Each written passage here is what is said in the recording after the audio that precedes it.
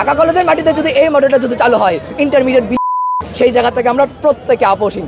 তারা কলেজে ভর্তি হয়েছে, কলেজে ভর্তি এখন বলতেছে আমাদের বিশ্ববিদ্যালয় লাগবে।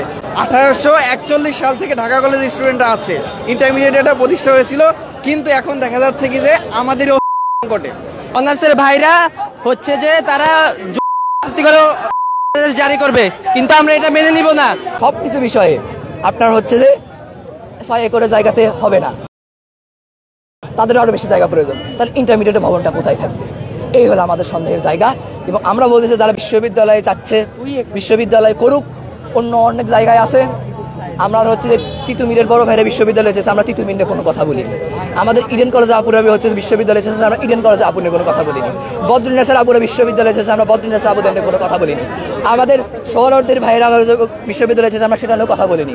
কিন্তু ঢাকা কলেজের মাটিতে যদি এই মডেলটা যদি চালু হয় ইন্টারমিডিয়েট সেই জায়গা থেকে আমরা প্রত্যেকে আপোষহীন, সেই দাবিতে আজকে আমরা এখানে অবস্থান করছি। ঢাকা কলেজের অস্তিত্বর বিষয়টা আমরা সবাই ঢাকা কলেজের অস্তিত্ব বজায় রাখতে চাই।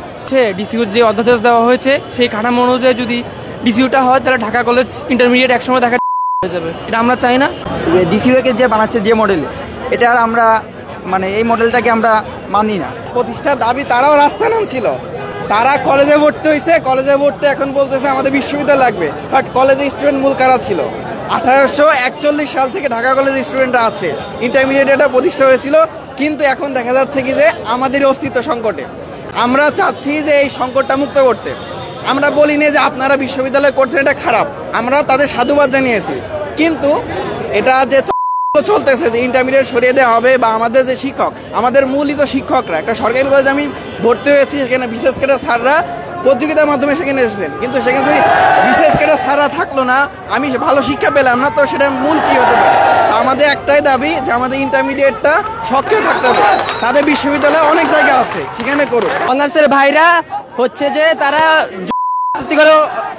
জারি করবে, কিন্তু আমরা এটা মেনে নিব না। আমরা আমাদের অস্তিত্বের রক্ষার জন্য এসেছি। আমরা এখানে কারণ সমস্যা করছে বড় ভাইরা আমাদের, আমরা চাই আমাদের স্পষ্ট সমাধান দিতে, এই খসড়া বাতিল করতে। এই খসড়ায় অনুকূলে যদি অধ্যাদেশ জারি করা হয় তাহলে আমাদের এক সময় এই ইন্টারমিডিয়েট আমরা মনে করছি যে হয়ে যাবে, সেই আশঙ্কা করে আমরা আর কি তারা চেষ্টা করছে জন্য। কারা চেষ্টা করছে? এটা একটা পক্ষ চেষ্টা করছে, সেই পক্ষকে খোঁজা হচ্ছে যে কর্তৃপক্ষের কোনো দোষ রয়েছে কিনা। না, এইখানে কর্তৃপক্ষের আমার মনে হয় কোনো দোষ নেই।